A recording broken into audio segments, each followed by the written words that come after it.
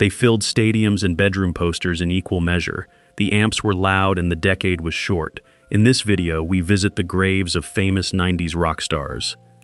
Andrew Wood died March 19, 1990, age 24. Buried at Miller Woodlawn Memorial Park, Bremerton, Washington, sharing a gravestone with family. The flamboyant frontman of Mother Love Bone, fusing glam theatrics with the emerging Seattle sound just before grunge had a name. He checked into rehab hoping to get clean before his debut album released, dying of a heroin overdose days before it came out.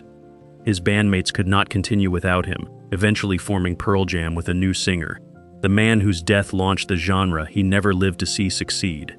Stevie Ray Vaughan died August 27, 1990, age 35, buried at Laurel Land Memorial Park, Dallas, Texas, beside both parents. The Texas guitarist who single-handedly revived blues rock in the MTV decade, his technique influencing nearly every guitar act that followed into the 90s. 4 years sober after surviving addiction that nearly ended his career, he was killed when his helicopter crashed into a Wisconsin hillside in dense fog after a late-night show with Eric Clapton. The man who got clean and rebuilt his life, killed by weather he never had a chance to outplay. Frank Zappa died December 4, 1993, age 52, buried at Pierce Brothers Westwood Village Memorial Park, Los Angeles, California, in an unmarked grave beside actor Lou Ayres. The composer whose more than 60 albums refused every genre that tried to claim them, blending rock, jazz, and orchestral composition with a satirical bite. He testified before the United States Senate in 1985 against album warning labels, arguing eloquently against censorship. Prostate cancer, undiagnosed until it had spread, took him at 52. The most prolific figure in American rock, buried with no name on the stone, exactly as private as he insisted on being. Phil Lynott died January 4, 1986, age 36, buried at St. Fintan's Cemetery, Sutton, County Dublin, Ireland. The frontman and bassist of Thin Lizzy, whose twin guitar attack and poetic working-class lyrics made "The Boys Are Back in Town" a permanent rock radio fixture for decades. Heroin addiction consumed his final years after the band disbanded, his body failing from septicemia and heart failure. A bronze statue stands in Dublin, and fans still gather at his grave every January. The voice that gave Irish rock its first global anthem. Shannon Hoon died October 21, 1995, age 28, buried at Lafayette Memory Gardens, Lafayette, Indiana, his epitaph drawn from his own lyrics. The frontman of Blind Melon, whose hit No Rain and its B-Girl video made the band briefly inescapable in 1993. He struggled visibly with addiction, a court-ordered sobriety companion failing to prevent the end. Roadies found him unresponsive on the tour bus before a New Orleans show, dead from a cocaine overdose. His daughter, born 2 months before he died, was the B-Girl from the video, grown decades later. The voice silenced under a line from his own first song. Selena Quintanilla died March 31, 1995, age 23, buried at Seaside Memorial Park, Corpus Christi, Texas. The queen of Tejano music, performing in her father's band from age 9 and building Dreaming of You, poised to make her the decade's first major Latina crossover star. Shot by Yolanda Saldivar, the president of her own fan club, during a confrontation over embezzled money at a Days Inn, running to the lobby before collapsing. Dreaming of You was released after her death and debuted at number 1, the crossover she never lived to see.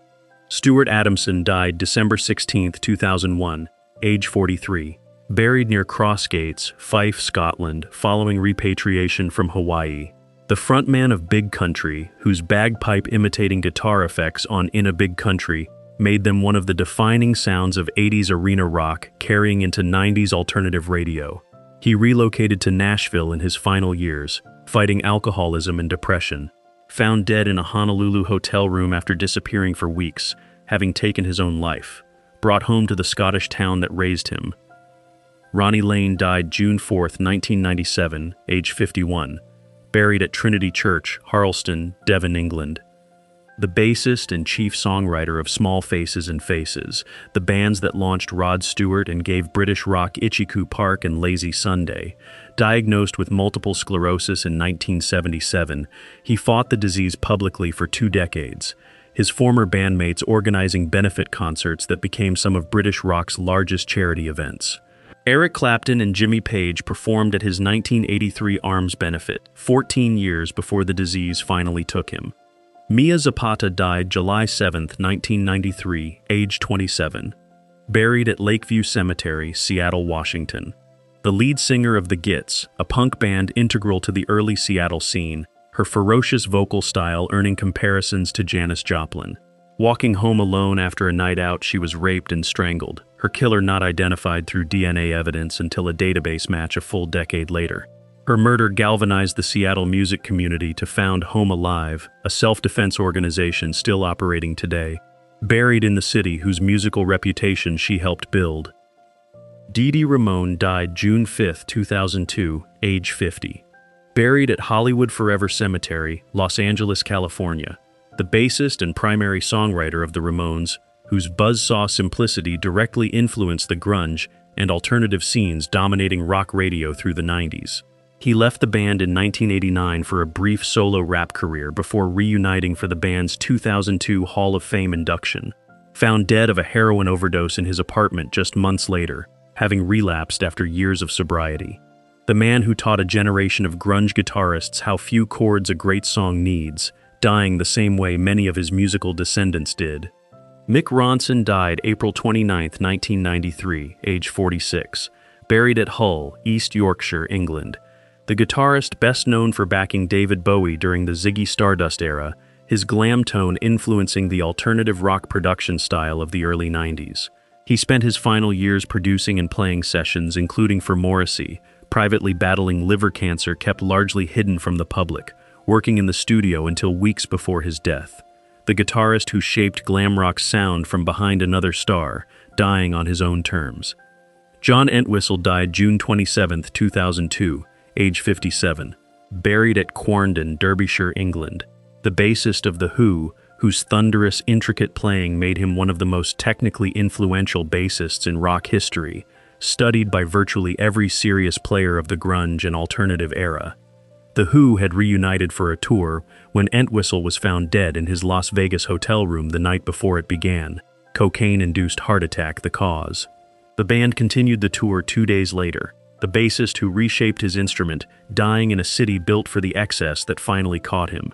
Long John Baldry died July 21, 2005, age 64, buried at a private location in Vancouver, British Columbia, Canada, following his relocation there in the 1980s.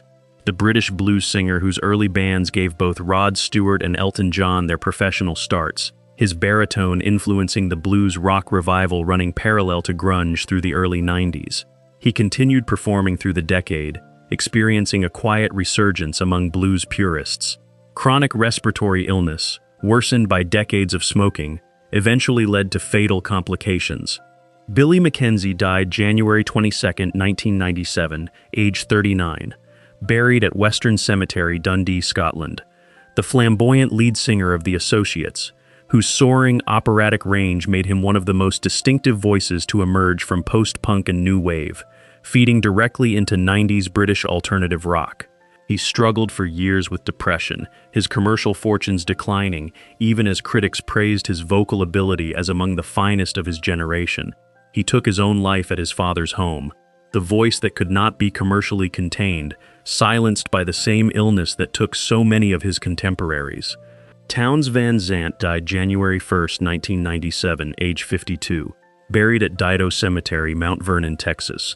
The singer-songwriter whose haunting, literary country folk songs were covered throughout the 90s by rock and alternative country artists alike, his influence vastly outweighing his own modest commercial success. Decades of alcoholism had ravaged his health by the time he died of a heart attack on New Year's Day, almost exactly 50 years after his idol Hank Williams died in the back of a car. The songwriter other songwriters considered the best of his generation, finally claimed by the disease that had stalked him since he was a teenager. Carl Wilson died February 6, 1998, age 51, buried at Pierce Brothers Westwood Village Memorial Park, Los Angeles, California. The Beach Boys guitarist whose lead vocal on God Only Knows remains one of the most celebrated performances in American rock history, his musicianship providing the band's harmonic backbone through decades of family conflict.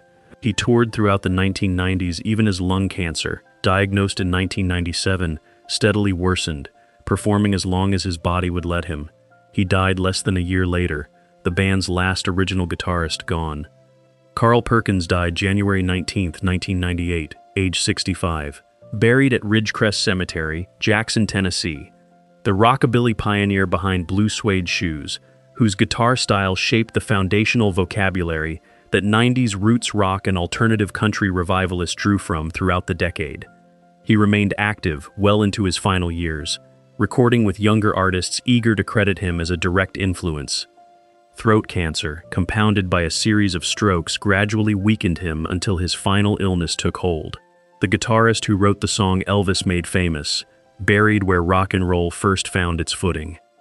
Sterling Morrison died August 30th, 1995, age 53, buried at College Station Cemetery, College Station, Texas. The guitarist of the Velvet Underground, whose droning guitar work laid groundwork for the noise rock and alternative scenes that exploded throughout the 90s, the band's influence vastly disproportionate to its modest original sales. He had left music for years, working as a tugboat captain and earning a doctorate in medieval literature before returning to occasional performance. He died of non-Hodgkin's lymphoma, having lived a full second life outside the industry that later credited him with inspiring an entire generation.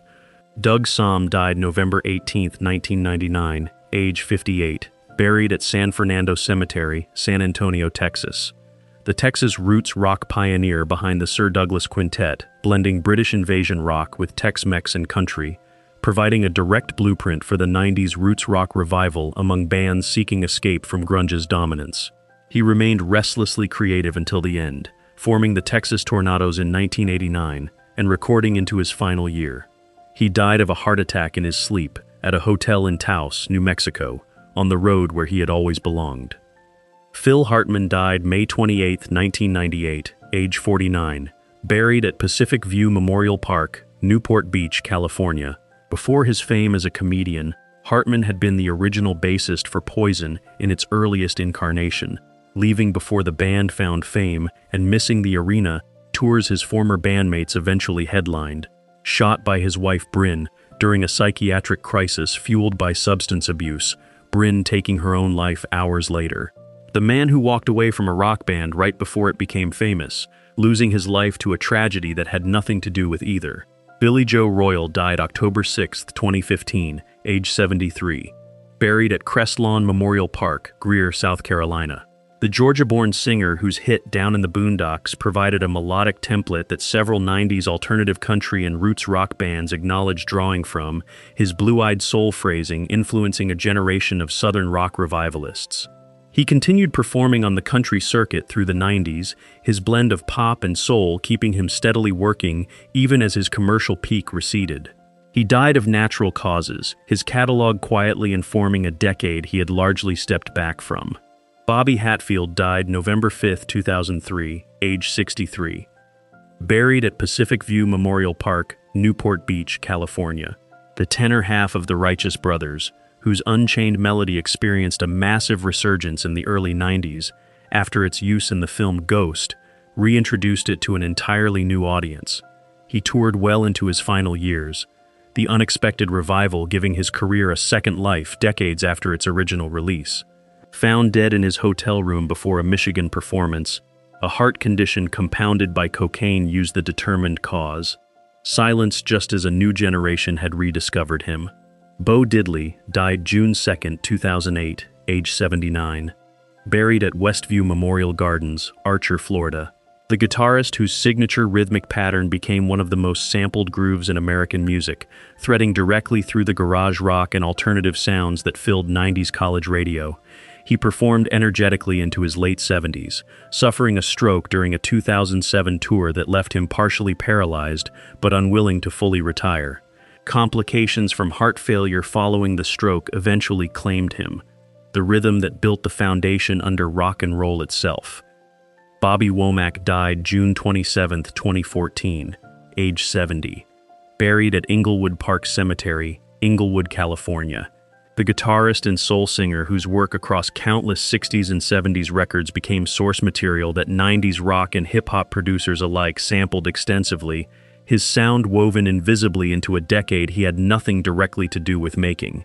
He battled prostate cancer, diabetes, and pneumonia in his final years, even as a new generation rediscovered his catalog.